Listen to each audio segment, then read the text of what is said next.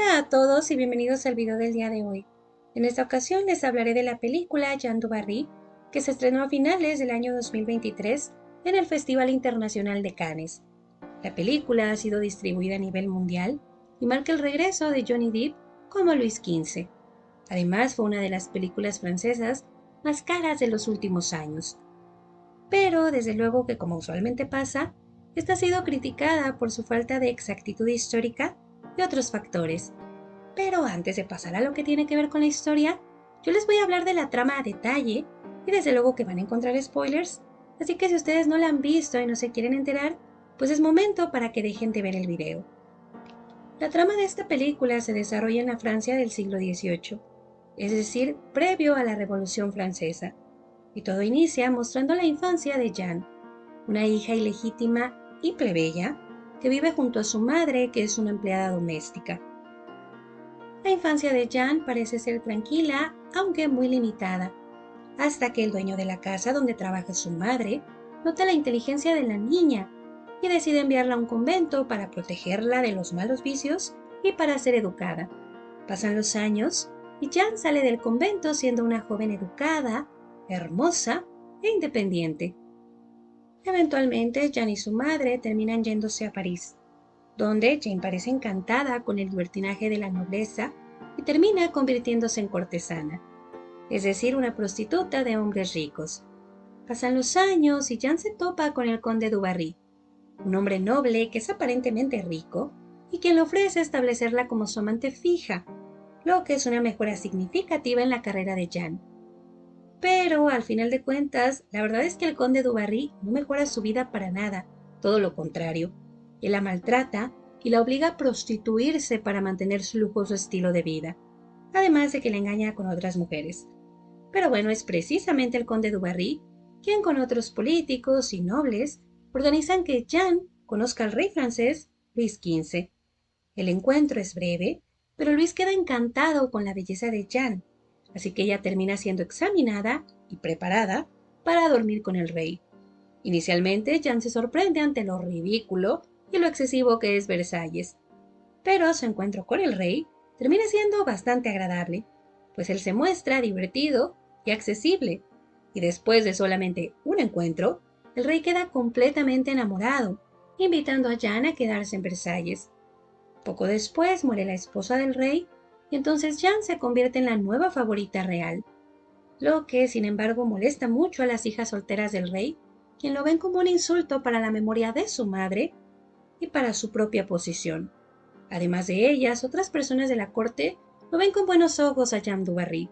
Y esto no solo es porque el rey vaya a tener un amante, sino porque Jeanne es plebeya y no tiene conexión legítima con la nobleza, lo que en esa época era un requisito que se buscaba para una amante real. Sin embargo, aunque Jeanne carece de todo eso, pues el rey está tan enamorado que decide crearle una historia. Le falsifican su acta de nacimiento y la casan con el conde du Barry. Sí, el proxeneta que la golpeaban. Pero, claro que este matrimonio solo será un acuerdo legal que permite que Jeanne sea una condesa y que sea aceptada en Versalles. Con todo eso resuelto en su nueva posición de favorita, Jeanne escandaliza a la corte vistiéndose como hombre y comportándose sin protocolo ni etiqueta. Ahora, como amante del rey, Jeanne recibe joyas, propiedades y hasta un sirviente de color que ella trata como si fuera un hijo. Pero eso no garantiza nada porque ella sigue siendo rechazada, no solo por las hijas del rey, sino también por otros miembros de la nobleza. Así pasan los años, y aunque el rey tiende a caer en la depresión y toma otras mujeres para amantes, Jeanne sigue siendo no solo su amiga, sino su amante favorita, y ahora se ha convertido en una figura importante de la corte. Hasta que llega María Antonieta, una archiduquesa austriaca que viene a casarse con el nieto del rey, el heredero y próximo rey de Francia, Luis. María Antonieta de inmediato se deja convencer por la corte y comienza a creer que Madame du Barry es una persona horrible, así que se une a las burlas contra ella. El rey intenta defender a Jeanne, pero la verdad es que las cosas no le salen tan bien, y más bien al final es el heredero, Luis, quien trata a Jeanne con amabilidad, haciendo que María Antonieta se sienta tan presionada que termina dirigiéndole la palabra a Jeanne, lo que marca la enemistad definitiva y que sella la posición de Jeanne como una mujer importante dentro de la familia real. Parece que a partir de aquí solo vendrán cosas buenas, pero la verdad es que no. Poco después el rey enferma y muere. Entonces Jeanne tiene que dejar Versalles y todos los lujos que conoció. Ahí termina la película, es decir, que no toca hasta la Revolución Francesa, pero al final se nos cuenta que cuando estalla la revolución y muchos nobles son ejecutados por el pueblo, pues Jeanne es de las personas que es acusada por uno de sus ex empleados principalmente, quien decide acusarla y llevarla ante la justicia, así que ella termina siendo ejecutada por los nexos que alguna vez tuvo con la realeza francesa. Esta película, desde luego que se basa en hechos y personajes históricos reales, y gran parte de su trama, de hecho, se apoya en un narrador, así que le da como un aire de documental, pero en cuanto a contenido, la verdad es que es bastante inexacta con los hechos históricos, así que yo a continuación les voy a platicar los más destacados y cuál es la versión de la historia real, a diferencia de lo que nos presenta la película. Comencemos con el primero de ellos, y estos son los verdaderos orígenes de Jeanne. En la película, la madre de Jeanne, llamada Anna, es una empleada doméstica que sirve a un matrimonio noble, y vemos como el hombre nota la inteligencia de la niña y la envía a un convento. Pero después de que sale del convento, Jeanne y su madre son echadas por la esposa de este noble, que teme que su esposo se enamore de Jeanne, así que las acusa falsamente de robo. Eso es lo que lleva a Jeanne y a su madre a irse a París, donde Jeanne termina convirtiéndose en cortesana. Bueno, pues históricamente la verdad es que los orígenes de Jeanne son un poco diferentes y de hecho son más interesantes. Comencemos por decir que es verdad que ella era hija ilegítima de una empleada doméstica, pero lo que la película no menciona es que en realidad la madre de Jeanne, llamada Anna, no solo trabajaba para este noble como sirvienta, sino que según los rumores ella era su amante ocasional, razón por la que ese noble le dio educación y protección a Jeanne. O sea, no fue porque haya detectado su inteligencia, sino porque era parte del acuerdo que tenía con la madre de la niña. Otra cosa que la película tampoco no nos cuenta es que la amante fija de ese noble trataba a Jeanne con cariño, así que Jeanne y su madre no fueron echadas de la casa por la esposa del noble ni por acusaciones falsas de robo, sino que por razones desconocidas, Anna, la madre de Jeanne, decidió volver con su esposo, un hombre que no era padre de Jeanne, pero con quien estaba casada. Además, hay que decir que en ese punto ellas ya estaban en París, no se mudaron o no se fueron a buscar como más oportunidades, sino que ya estaban establecidas ahí. Y durante su juventud, esto es algo que tampoco muestra la película, pues ya tuvo otros empleos, como vendedora ambulante, dama de compañía de ancianas, ayudante de modistas, entre muchas otras cosas. No fue una cuestión de que nada más pasara de ser una asistente a ser directamente una cortesana. Y ahora pasemos al punto número 2, que tiene que ver con la carrera de Du Barry como una cortesana. Y es que la película nos muestra que a ella le toma décadas ser una cortesana importante, de modo que cuando conoce a Luis XV, ya es una mujer mayor y una cortesana experta. Históricamente esto no es correcto. Jeanne sí había tenido muchos amantes que eran nobles y políticos muy importantes, pero su carrera prácticamente había comenzado cuando fue llevada a Versalles. Esto principalmente porque ella era una novedad y una sensación. Por eso es que llegó hasta el rey de Francia, algo que difícilmente hubiera podido conseguir si hubiera pasado décadas como cortesana, ya que por las enfermedades, los embarazos y otras cuestiones no se buscaban ese tipo de mujeres para el rey directamente, y además hay que decir que por estos mismos factores, la carrera de cortesana o de prostituta era de corta duración. Y ahora pasemos al punto número 3, una apariencia muy diferente. En la película, Jeanne du Barry luce su cabello natural lacio y oscuro, que resalta sus ojos azules y la hace lucir extravagante y contrastante con las otras mujeres. Pero, por alguna razón extraña, nadie además del rey parece cautivado por su belleza, y su comportamiento se caracteriza por ser infantil, ya que la vemos corriendo y riendo más que nada. Históricamente esa imagen está muy alejada de la verdadera Jeanne du Barry. Quien primero que nada, tengamos en cuenta que tenía 25 años cuando entró a Versalles, no era una mujer mayor, y aunque la película da la impresión de que ella y el rey tenían la misma edad, Pues nada que ver, él tenía 58 años, es decir, más del doble de la edad de Jeanne, quien además no se veía nada como la muestra la película. Verán, la verdadera Jeanne du Barry tenía cabello rubio rizado, ojos azules almendrados, piel muy clara y una belleza descrita como angelical y exquisita, que captaba todas las miradas. Por eso es que un montón de nobles y políticos estuvieron con ella. No solo el rey estaba interesado en ella. Y otra cosa es que Jeanne no se la pasaba riéndose como una niña.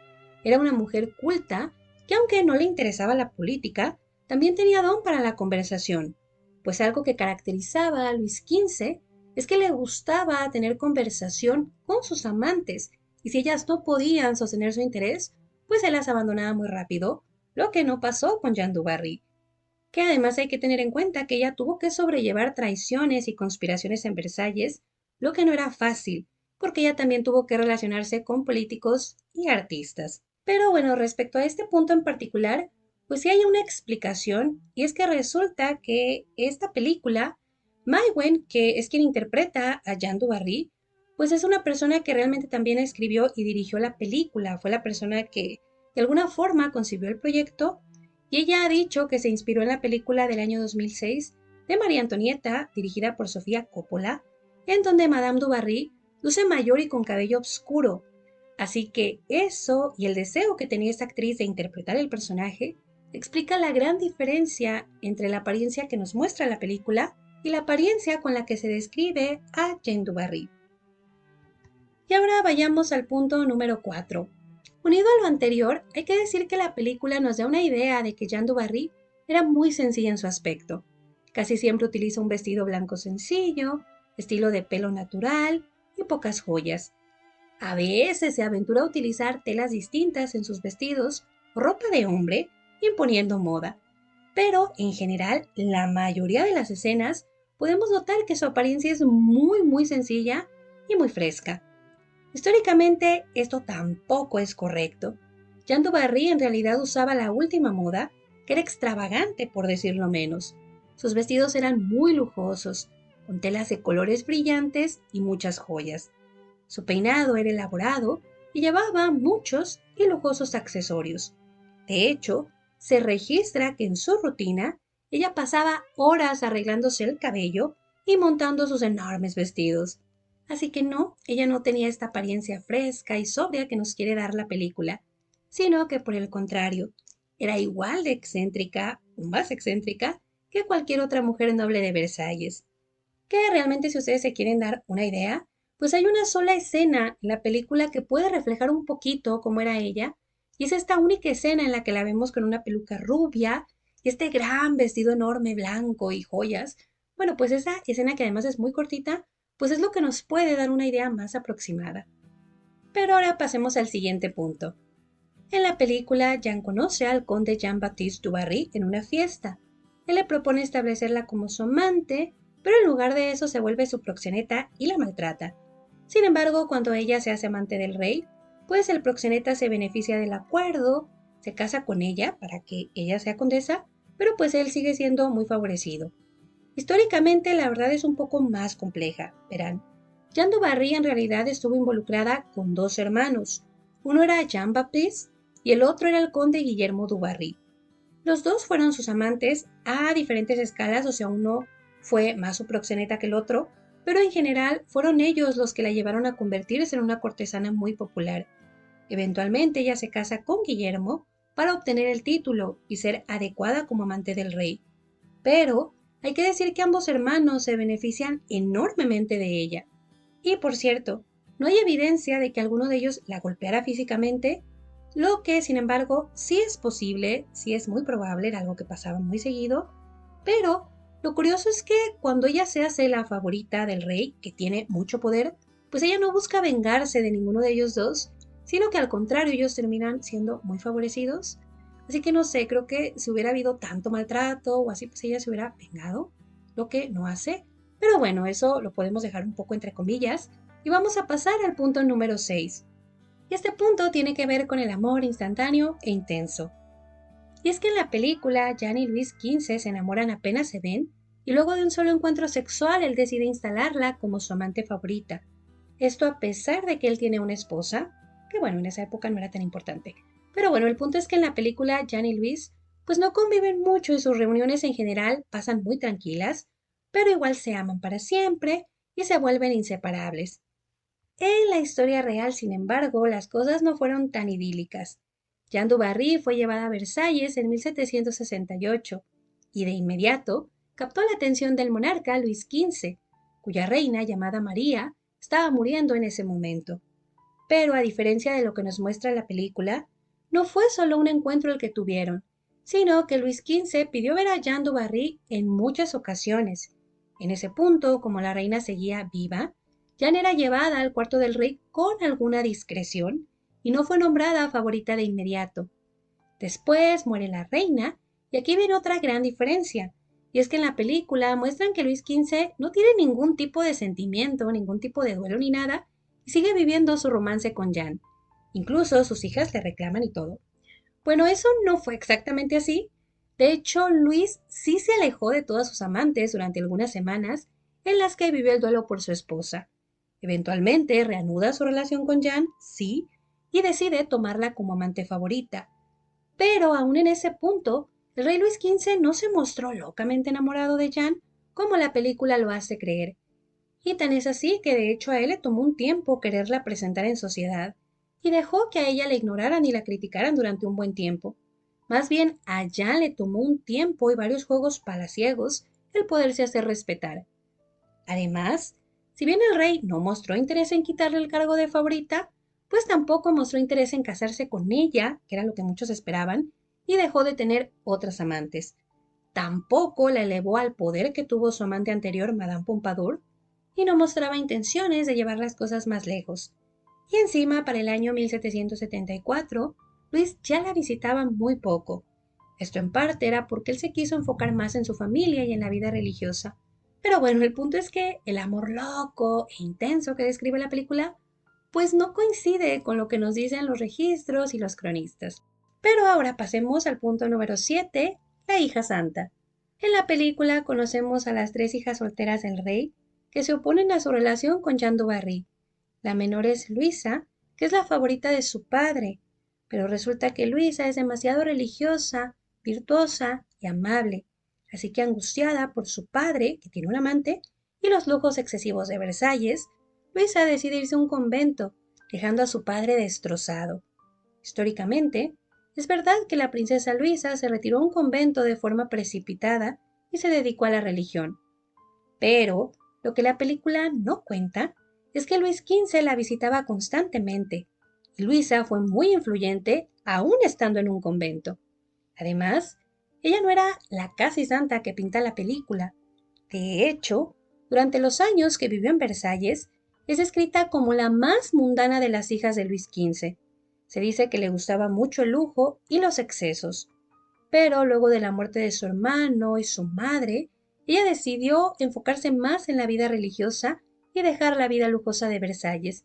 Esto hay que decir que sí, también tiene un poco que ver con que a ella pues no le gustaba que su padre tuviera amantes, no porque tuviera algo en específico contra du Barry, sino porque en general ella temía por el alma de su padre, así que al final decidió cambiar su estilo de vida. Pero de ahí a que fuera esta mujer santa que platica la película, pues no lo era. Y pasamos al punto número 8, el hijastro amado. En la película, Jeanne aguanta los maltratos de su proxeneta, el conde du Barry, porque él tiene un hijo al que ella cría como si fuera suyo, llamado Alfonso. Desde luego que ella se encariña muchísimo con él, y cuando ella se hace la favorita del rey, lo lleva a la corte y lo posiciona como si fuera un noble influyente. Por desgracia, Alfonso muere siendo muy joven, lo que a ella la deja destrozada, y la vemos que deprimida deja de ir a fiestas y de disfrutar Versalles. Incluso la vemos con canas y muy desmejorada físicamente. La verdad histórica de esto es que Alfonso sí existió, pero en realidad era sobrino político de Jeanne, no era su hijastro, y no hay evidencia de que ella lo criara o lo tratara como si fuera su hijo. Pero lo más importante es que él no murió trágicamente en un duelo como lo cuenta la película, sino que más bien él murió por causas desconocidas en Inglaterra en el año 1778. el año es muy importante porque resulta que es 4 años después de la muerte de Luis XV. Es decir, que Alfonso estaba en Versalles y Jeanne ya no era favorita real. Además de que tampoco hay evidencia de que ella se deprimiera ni nada, y más bien parece que la película utilizó la muerte de Alfonso como un pretexto para mostrar a Jeanne como una mujer humana que sufría, que no estaba como en todo este gasto de Versalles. Pero ahora continuemos con el punto número 9, un retiro total. La película muestra a una Jeanne desconsolada cuando deja Versalles. La muerte del rey la entristece profundamente, y ella parece decidida a alejarse del mundo y sus placeres, así que la vemos tranquila integrándose a un convento. Históricamente, de hecho, Jeanne no estaba ni contenta ni resignada a quedarse en un convento, y un año después fue liberada porque estaba insistiendo mucho, aunque no tenía tanto dinero ni poder en ese momento, pues disfrutaba de las joyas que pudo conservar y del ingreso que se le dio. De nuevo se creó un círculo de amigos y tuvo por lo menos 2 amantes de los que se declaró profundamente enamorada. Ahora pasemos al número 10, y esto tiene que ver con la discriminación. En la película, uno de los primeros regalos que recibe Jan de parte del rey es un niño esclavo de origen africano, que se muestra cohibido y confundido. Él es tratado como una mascota y una curiosidad, pero sobre todo es menospreciado por todos los nobles, con excepción de Jeanne du Barry, quien lo cuida, lo educa y lo trata con respeto, siendo prácticamente la única que no lo discrimina por su color de piel. Bueno, ella y Luisa. Pero básicamente vemos que Madame du Barry tiene un entendimiento superior y una aceptación superior de lo que son las personas de color. Históricamente hay que decir que este esclavo sí existió, se llamaba Samor, y tal y como lo cuenta la película, fue un regalo que recibió Jeanne du Barry por parte del rey. Esto, aunque hoy nos parezca extraño, pues la verdad es que en esa época era algo muy común, sobre todo entre la clase alta. Pero bueno, enfoquémonos en la historia. Samor, tal y como lo cuenta la película, sí recibió educación por instrucciones de Madame du Barry, pero la gran diferencia es que él no era cohibido ni estaba así como tímido, sino más bien se dice que era bastante pícaro, que no hacía caso al protocolo y que se sentía igual a todos, incluyendo al rey. Por eso es que ella ordenó que fuera educado. Sin embargo, no hay evidencia de que ella lo tratara como un hijo o lo protegiera, y más bien lo que sabemos es que le servía y que no se sentía bien tratado, puesto que cuando estalla la revolución, él se quejó abiertamente de haber sido esclavo para Madame du Barry y la denunció tanto que insistió muchísimo en que ella tenía que ser detenida y castigada, lo cual finalmente consiguió, y fue por eso que ella terminó siendo guillotinada. Así que, por lo menos desde la perspectiva de él, pues él no la consideraba a ella como una mujer que no discriminaba o como alguien que lo tratara como si fuera un hijo. Pero ahora pasemos al punto número 11. La película desde luego que retrata la rivalidad que existió entre Jeanne du Barry y la futura reina María Antonieta. Y aquí en esta película pues vemos una María Antonieta que desprecia a du Barry, que se niega a dirigirle la palabra, que se burla de ella, mientras que Madame du Barry pues prácticamente no le hace nada. Pero ante esto Luis XV se muestra enfadado y el príncipe Luis, el esposo de María Antonieta, también se pone del lado de Madame du Barry, haciendo que María Antonieta se sienta sola y presionada, así que termina aceptando a Madame du Barry, o por lo menos en apariencia. Históricamente hablando, yo creo que esto ya lo sabemos todos, que sí, cuando María Antonieta llega a la corte de Francia a casarse con el nieto del rey, con el príncipe Luis, pues a ella la ponen en contra de Madame du Barry, y también ella siente a nivel personal desagrado porque Madame du Barry es una prostituta y es plebeya, así que no le habla, y al ser María Antonieta la mujer de mayor rango en ese momento, pues Madame du Barry no puede dirigirle la palabra primero. Claro que después los consejeros de María Antonieta, sobre todo su madre, terminan presionándola y es cuando ella decide entregarle unas palabras que después de eso no le vuelve a hablar. Pero hay que decir que lo que no es verdad es que en la película vemos cómo el delfín Luis, el futuro Luis XVI, se pone del lado de Jeanne du Barry, incluso le cede el asiento, ¿no? Como que la considera una buena persona y entonces la apoya y así. Y esto no es real, realmente Luis XVI, aún en su época de príncipe, pues él no participaba en las intrigas palaciegas, no se metía como en ese tema, siempre era como más reservado, estaba enfocado más en sus estudios y en otras cosas, y además él no tenía agrado a nivel personal ni por las prostitutas ni por las cortesanas, y no sentía ninguna empatía por Madame du Barry.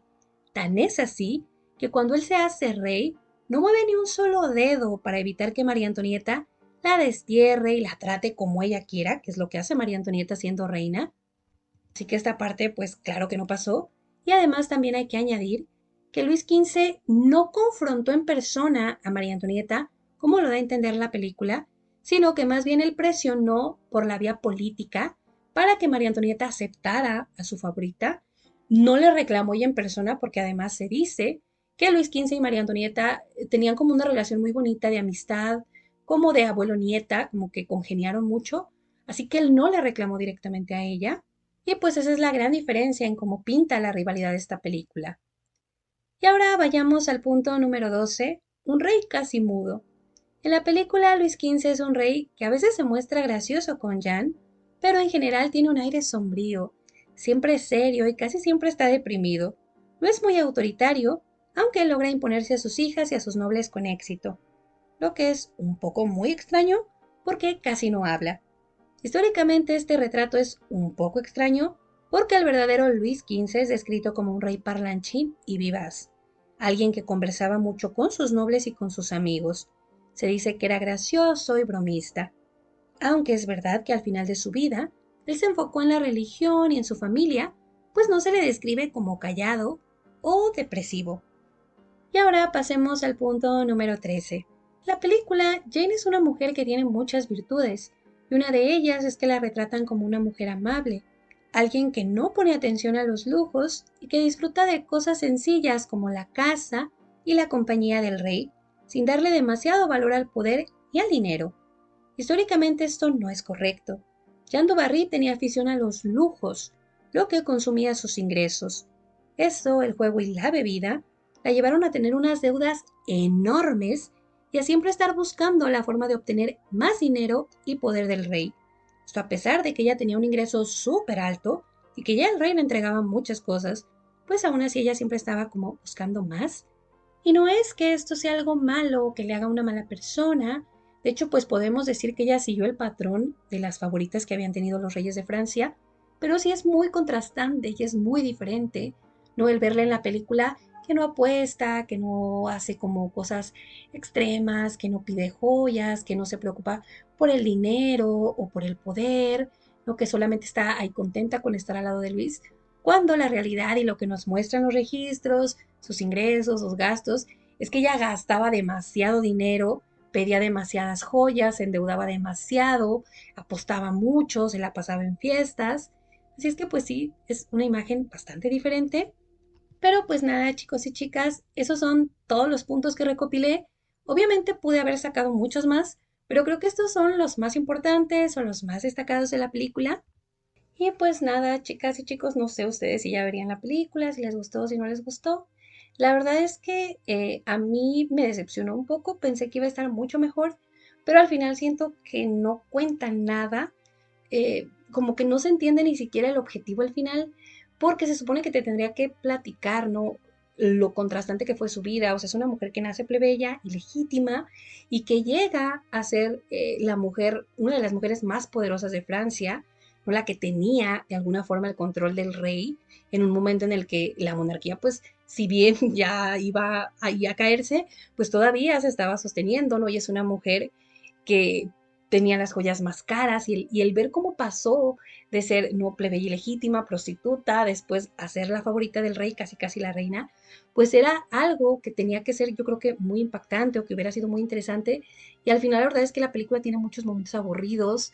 Su conexión, por ejemplo, con Luis XV yo nunca la vi. Aparte de que siento que el personaje de él, bueno, tengo entendido que la película se hace originalmente en francés, y para que a él como no tener este problema con el idioma, ¿no? De que se le notara el acento, no sé por qué no lo doblaron o si lo doblaron, pero tiene muy pocas líneas y las líneas son susurradas y son muy, muy poquitas, o sea, llega en algún momento, no sé, a querer regañar a alguien y solo lo ve feo y se va, y es como un poco extraño.